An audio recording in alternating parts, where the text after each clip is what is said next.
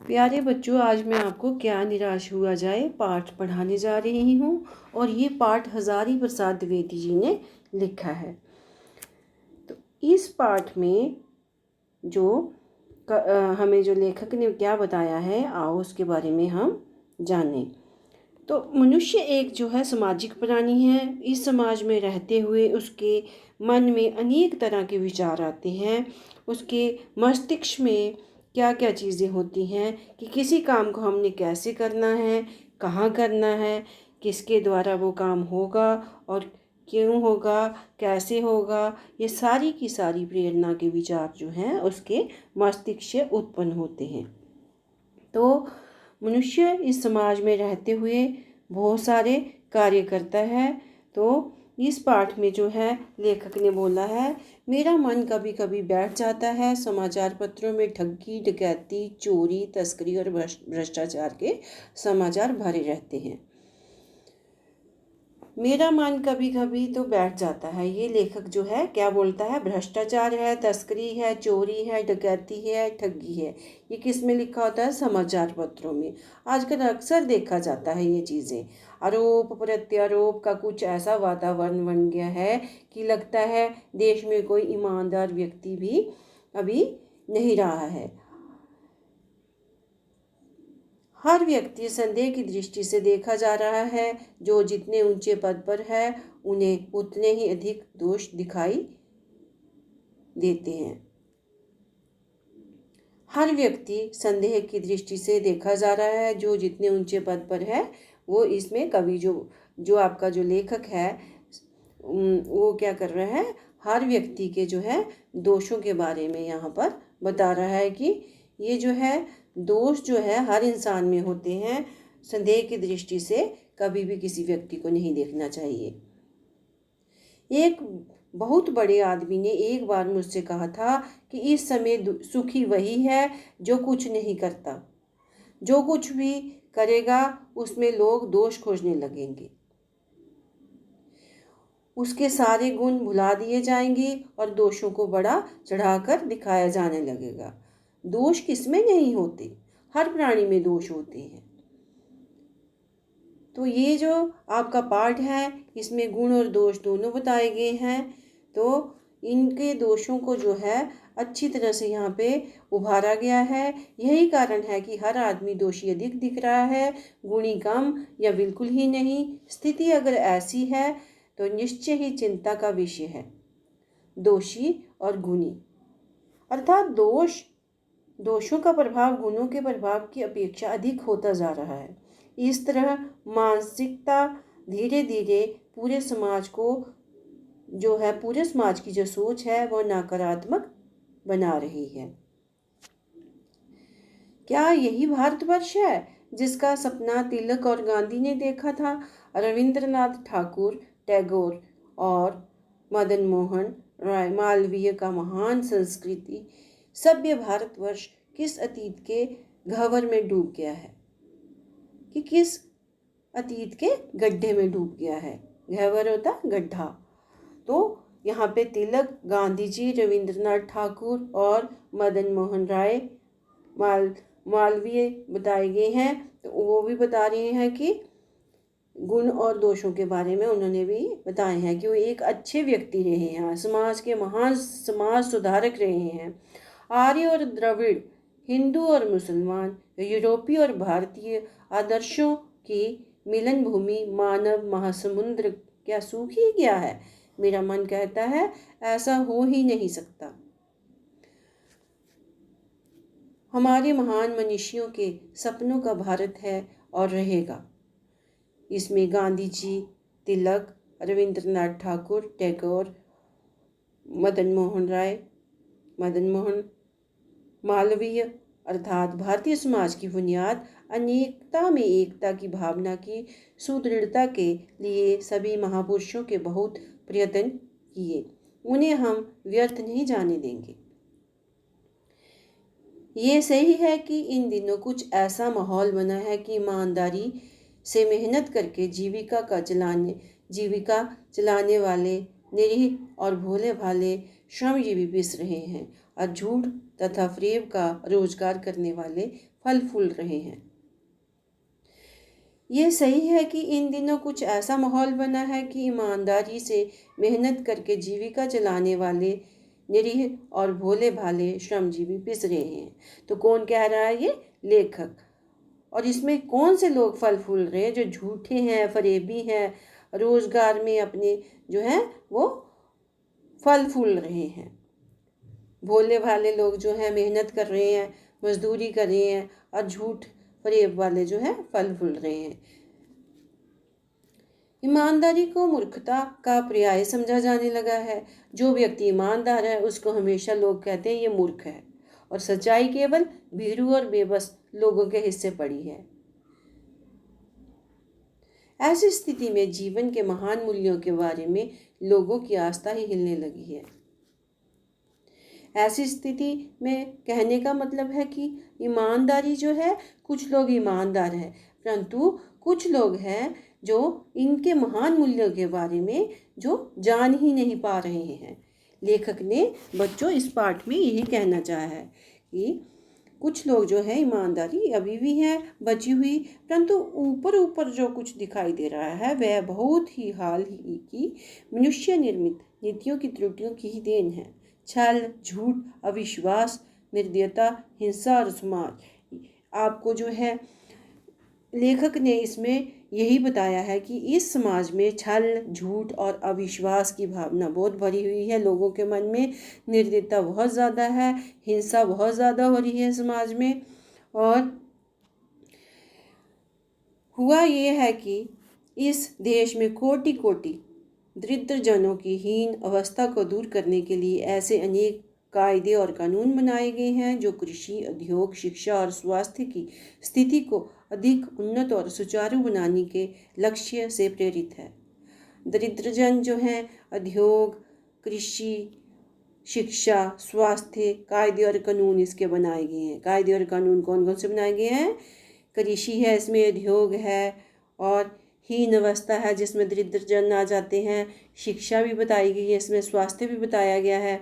अलग अलग जो हैं प्राय वे ही अपना लक्ष्य भूल जाते हैं और अपनी ही सुख सुविधा की ओर ज़्यादा ध्यान देने लगते हैं। व्यक्ति का चित्त सदा आदर्शों द्वारा चलित नहीं होता। जितने बड़े पैमाने पर इन क्षेत्रों में मनुष्य की उन्नति के विधान बनाए गए हैं, उतनी ही मात्रा में लोभ, मोह जैसे विकार भी विस्तृत होते गए हैं। लक्ष्य की बात भूल गए हैं। कायदे और कानून में कृषि, उद्योग, शिक्षा और स्वास्थ्य जो है इसमें लेखक ने बताया है। आदर्शों को मजाक का विषय बनाया गया है और संयम को दकियानुसी मान लिया गया है कि संयम किसी में बचा ही नहीं है, और जो आदर्श व्यक्ति हैं उनको मजाक का जरिया बनाया जा रहा है। परिणाम जो होना था वह हो रहा है। धन और शक्ति की लालच में नैतिकता में गिरावट आ रही है। समाज क्या कर रहा है? छल कर रहा है, झूठ कर रहा है, अविश्वास कर रहा है, निर्दयता कर रहा है, हिंसा कर रहा है, और इतना ज़्यादा इसने समाज को अपनी जकड़न में ले रखा है कि हर मनुष्य को इससे जो है घाटा हो रहा है। ये कुछ थोड़े से लोगों के बढ़ते हुए क्षोभ का नतीजा है, परंतु इससे भारतवर्ष के पुराने आदर्श और भी अधिक स्पष्ट रूप से महान और उपयोगी दिखाई देने लगे हैं। सच्चाई, ईमानदारी, परिश्रम, दया, विश्वास। कहने का तात्पर्य यह है कि यदि समाज प्रगतिशील है तो व्यक्ति का जीवन भी सुविधाजनक होगा, परंतु यदि समाज उन्नत नहीं है तो व्यक्ति कितना भी धनी क्यों ना हो, उसका जीवन सुविधाजनक नहीं हो सकता।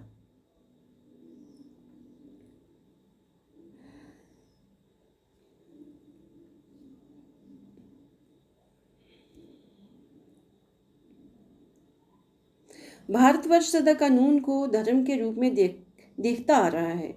आज एकाएक कानून और धर्म में अंतर कर दिया गया है। धर्म को धोखा नहीं दिया जा सकता, कानून को धोखा दिया जा सकता है। तो धर्म में देखो, भारतवर्ष कानून को धर्म के रूप में देखता आ रहा है, और आज एकाएक कानून और धर्म में अंतर कर दिया गया है। धर्म को धोखा नहीं दिया जा सकता और कानून को धोखा दिया जा सकता है। लेखक जो है इसमें अपने विचार व्यक्त कर रहा है। यही कारण है कि जो लोग धर्मशील नहीं हैं वे कानून की त्रुटियों से लाभ उठाने में संकोच नहीं करते, कि गलतियों का पूरा पूरा लाभ उठा रहे हैं।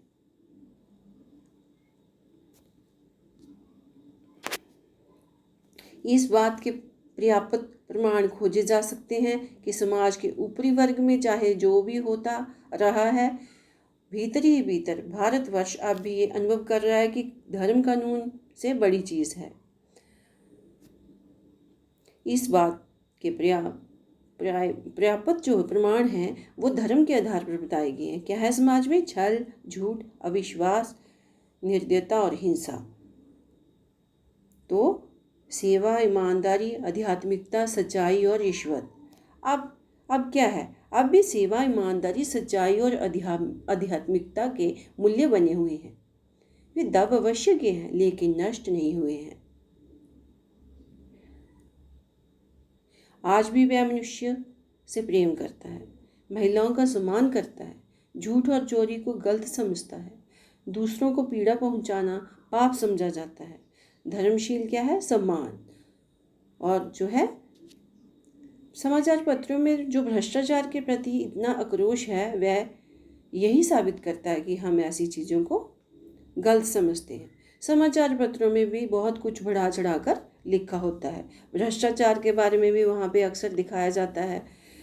और समाचार पत्रों में जो भ्रष्टाचार के प्रति इतना आक्रोश है वह भी ये साबित करता है कि हम चीज़ों को गलत समझते हैं और समाज में उन तत्वों की प्रतिष्ठा कम करना चाहते हैं जो गलत तरीके से धन का मान संग्रह कर रहे हैं। मान तो कमा रहे हैं, साथ में गलत तरीकों से उनका प्रयोग भी कर रहे हैं। समाज में उन तत्वों की प्रतिष्ठा कम है करना चाहते हैं जो गलत तरीके से धन या मान संग्रह करते हैं। ये सभी उदाहरण साबित करते हैं कि धर्म के कारण हमसे सही गलत की समझ अब भी बनी हुई है। और समाज देख रहे हैं आप कि कैसे लेखक ने इनको यहाँ पे गलत तरीका जो है ये बता रहे हैं कि लोग किस तरह से गलत कर रहे हैं और उसको ऐसा नहीं करना चाहिए। दोषों का पर्दाफाश करना बुरी बात नहीं है। बुराई ये मालूम होती है कि किसी के आचरण के गलत पक्ष को उद्घाटित करके उसमें रस लिया जाता है कि कोई बंदा बुराई कर रहा है, कोई इंसान बुराई कर रहा है, कोई मनुष्य बुराई कर रहा है तो उसमें लोग जो है मज़ा ले रहे हैं। बुराई में रस लेना बुरी बात है। किसी के दोषों को देखकर उसका मजाक उड़ाना बुरी बात है। दोषों का पर्दाफाश करना बुरी बात नहीं है, परंतु बुराई ये मालूम होती है कि किसी के आचरण के गलत पक्षों को उद्घाटित करके उसमें रस लिया जाता है, तो बुराई में रस लेना बुरी बात है।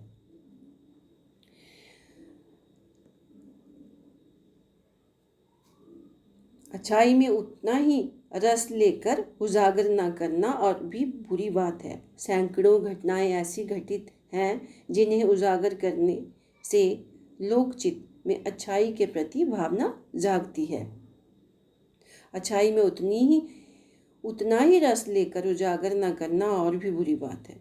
सैकड़ों घटनाएं ऐसी घटित हैं जिन्हें उजागर करने से लोकचित्त में अच्छाई के प्रति भावना जागती है। और भी ये भी देखो यहाँ पे बताया हुआ है कि किस तरह से लोग जो हैं अच्छी जॉब कर रहे हैं, अच्छी नौकरी भी कर रहे हैं, और कुछ जो लोग हैं और भी बुरी बातें कर रहे हैं। यहाँ पे एक बार रेलवे स्टेशन पर टिकट लेते हुए गलती से मैंने 10 की बजाय 100 रुपये का नोट दिया और थोड़ी देर में टिकट बाबू उन दिनों के सेकंड क्लास के डिब्बे में हर आदमी का चेहरा पहचानता हुआ वहाँ उपस्थित हुआ। उसने मुझे पहचान लिया।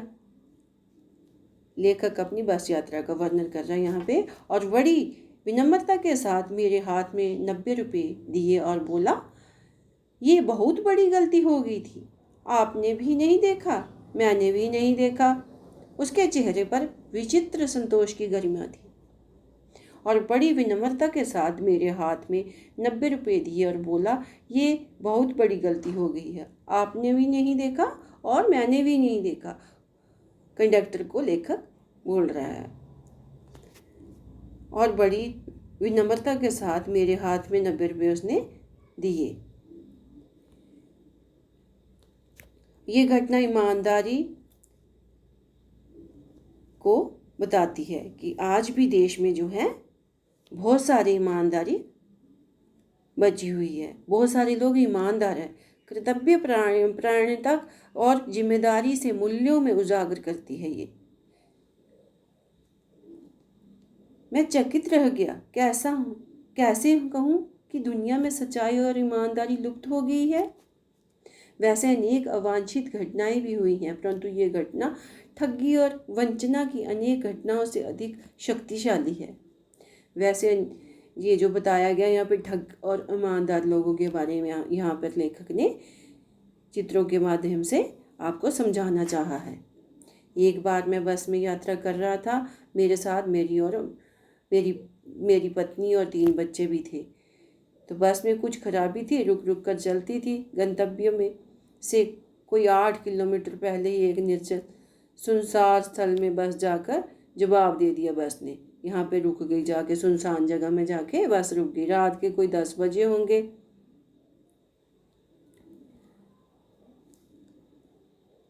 लोगों को शक हो गया, धोखा दिया जा रहा है। बस में बैठे लोगों ने तरह तरह की बातें शुरू कर दी करना। परिवार सहित अकेला मैं ही था। बच्चे पानी पानी चिल्ला रहे थे। पानी का कहीं ठिकाना न था। ऊपर से आदमियों का डर समा गया था। परिवार सहित देखो, ये लेखक बैठा हुआ बच्चों के साथ और उसको डर लग रहा था। बस में बैठे बैठे सारे के सारे बच्चे जो हैं पानी पानी चिल्ला रहे थे। तो कुछ नौजवानों ने ड्राइवर को पकड़कर मारने पीटने का हिसाब बनाया। उसके चेहरे पर हवाएं उड़ने लगी। लोगों ने उसे पकड़ लिया। वह बड़े कातर ढंग से मेरी ओर देखने लगा और बोला, हम लोग बस का कोई उपाय कर रहे हैं, बचाइए, ये लोग हमें मारेंगे। ये बड़े कातर ढंग से मेरी ओर देखने लगा और बोला, हम लोग बस का कोई उपाय कर रहे हैं। कौन बोल रहा है?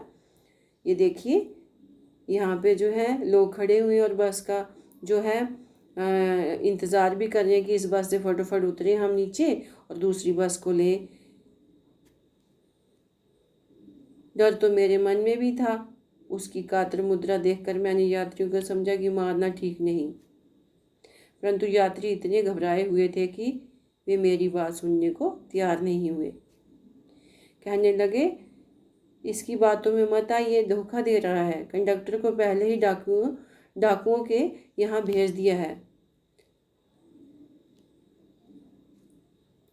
मैं भी बहुत भयभीत था, पर ड्राइवर को किसी तरह मारपीट से बचाया। 1.5-2 घंटे बीत गए। मेरे बच्चे भोजन और पानी के लिए व्याकुल थे। उसके बच्चे बेचारे व्याकुल हो रहे थे। ऐसे पानी के बिना हाहाकार मची हुई थी। सारे लोग जो थे घबराए हुए थे। मेरी और उसकी पत्नी जो थी लेकर कि उसकी बुरी हालत हो रही थी। लोगों ने ड्राइवर को मारा पीटा तो नहीं, पर उसे बस से उतारकर एक जगह घेर कर रखा।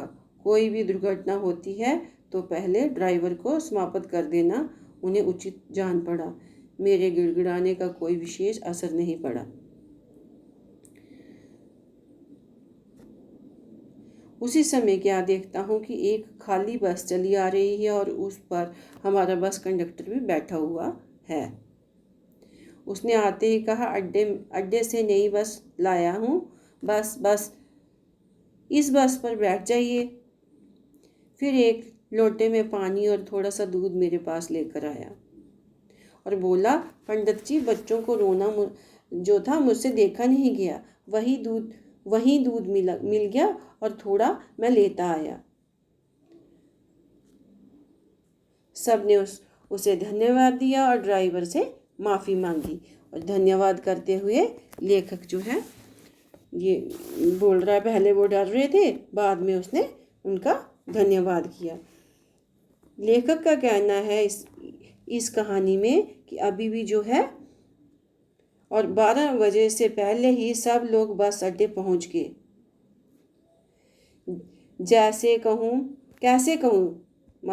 कैसे कहूँ, मनुष्यता एकदम समाप्त हो गई है। कैसे कहूँ, लोगों के दिया माया रह ही नहीं गई है। जीवन में ना जाने कितनी ऐसी घटनाएं हुई हैं जिन्हें मैं भूल नहीं सकता। अभी भी मनुष्यता बाकी है, दया भावना अभी भी बाकी है। ठगा भी गया हूँ, धोखा भी खाया है, परंतु बहुत कम स्थलों पर विश्वासघात नाम की चीज़ मिलती है।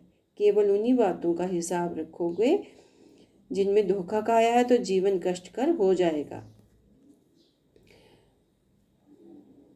तो इसमें लेखक जो है मनुष्यता, दया माया, ठगी और धोखेधड़ी की बातें भी कह रहा है कि कहीं पे मनुष्यता भी बाकी है, कहीं लोग जो है ठग भी हैं, धोखे भी कर रहे हैं, कहीं दया भावना वाले लोग भी यहाँ पे अभी भी इस दुनिया में बाकी हैं। परंतु ऐसी घटनाएं भी बहुत कम नहीं हैं जब लोगों ने अकारण सहायता की है, निराश मन को ढांढस दिया है और हिम्मत बंधाई है। परंतु ये जो है इससे आपको अच्छी सीख लेनी चाहिए कि लेखक जो है इसमें जो बताया गया है, कविवर रविंद्रनाथ ठाकुर ने प्रार्थना गीत में भगवान से प्रार्थना की थी कि ये देखो, उन्होंने कहा रविंद्रनाथ जो है रविंद्रनाथ ठाकुर बहुत महान जो है कवि रहे हैं और संसार में केवल नुकसान ही उठाना पड़े, धोखा ही खाना पड़े तो ऐसे अवसरों पर ही हे प्रभु मुझे ऐसी शक्ति दो कि मैं तुम्हारे ऊपर संदेह ना करूं।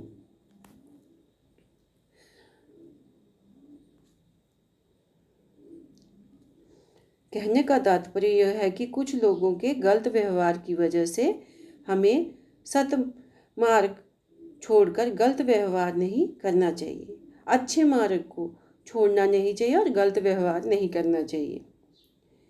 यदि हम सही मार्ग पर चलेंगे तो समाज और देश सन्मार्ग पर चलते हुए प्रगति की ओर अग्रसर होगा। तो हमें अच्छी चीज़ों को अपनाना चाहिए, बुरी चीज़ों को नहीं अपनाना चाहिए, अच्छे रास्ते पर चलना चाहिए, तभी हम लोग प्रगति और उन्नति कर सकते हैं। मनुष्य की बनाई जो विधियाँ गलत नतीजे तक पहुँच रही हैं तो उन्हें बदलना होगा। मनुष्य ने जो विधियाँ बनाई हैं गलत नतीजे से, उनका नतीजा गलत हो रहा है, उन्हें हमें बदलना होगा। वस्तुतः आए दिन इन नीतियों में भी बदलाव हो रहा है, लेकिन अब भी आशा की ज्योति बुझी नहीं है। लेखक इसमें कह रहा है कि चाहे लोग भ्रष्टाचार हैं, बेईमान हैं, चोर हैं और चाहे उनको धोखा मिल रहा है, लेकिन फिर भी कुछ ऐसे लोग इस संसार में अभी भी बाकी हैं जो ईमानदार हैं, उनके मन में दया भावना है, सच्चाई है और ये जो लोग हैं हमेशा सफलता को प्राप्त करते हैं। ईमानदार लोग जो है अभी भी नैतिक मूल्यों का पतन नहीं हुआ है। मनुष्य की बनाई जो विधियाँ गलत नतीजे पर पहुंच रही हैं उन्हें हमें बदलना होगा और आए दिन इनमें बदलाव भी हो रहा है, लेकिन अब भी आशा की ज्योति बुझी नहीं है। महान भारतवर्ष को पाने की संभावना बनी हुई है और बनी रहेगी। मेरे मन निराश होने की ज़रूरत नहीं है, यही हमारा महान भारतवर्ष है। तो अभी आपने बच्चे इसमें देखा कि लेखक ने क्या बोला है। इसमें पाठ में लेखक ने स्वीकार किया है कि लोगों ने उसे धोखा दिया है, फिर भी वह निराश नहीं है। लेखक का कहना है कि आज भी भारतवर्ष में सेवा, ईमानदारी, सच्चाई और आध्यात्मिकता के मूल्य बने हुए हैं। तो ईमानदारी अभी भी विद्यमान है। तो इंसान को जीवन में कभी भी निराश नहीं होना चाहिए, उसे जो है ईश्वर पर भरोसा करना चाहिए और अपना कार्य तन मन से ईमानदारी से करते रहना चाहिए। तो बेटा आपको शब्दों के अर्थ जो हैं, जो इस पाठ में जो कुछ मुश्किल लगे हैं उनको मैं अंत में समझा भी रही हूँ। अतीत होता है बीता हुआ समय, अंतरात्मा होती है अंतःकरण और अवांछित होता है अनचाहा आचरण व्यवहार को बोलते हैं। आरोप होता आक्षेप दोष, आस्था होती है निष्ठा भाव, विश्वास को भी हम बोलते हैं उजागर करना होता है, इसका अर्थ है प्रकट करना। कात्र मुद्रा, तो कात्र मुद्रा एक शब्द है, उसका अर्थ है डरा व दुखी रूप। गरिमा एक शब्द है, उसका अर्थ है गौरव। गंतव्य होता है जहाँ जाना हो। चित, चित यहाँ पे मन को कहा गया है। इसी तरह से और शब्द अर्थ है।